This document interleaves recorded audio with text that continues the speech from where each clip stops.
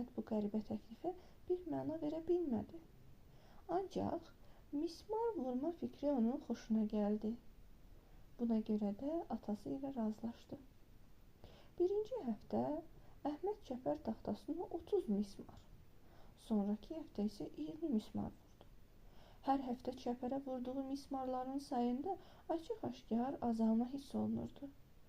Çünki Əhməd hər mismar vuranda elədiyi səhvləri, incitdiyi dostlarını xatırlayırdı. Bu da onu məyus edirdi. Əhməd bir gün taxta çəpərə heç mismar vurmadı. Bunu görən atası ona başqa bir iş tapşırdı.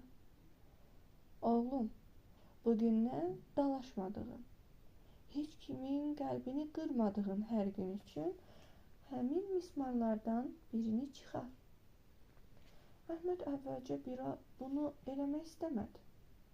Ancaq mismarları çıxarandan sonra nə edəcəyini xəyal elədi.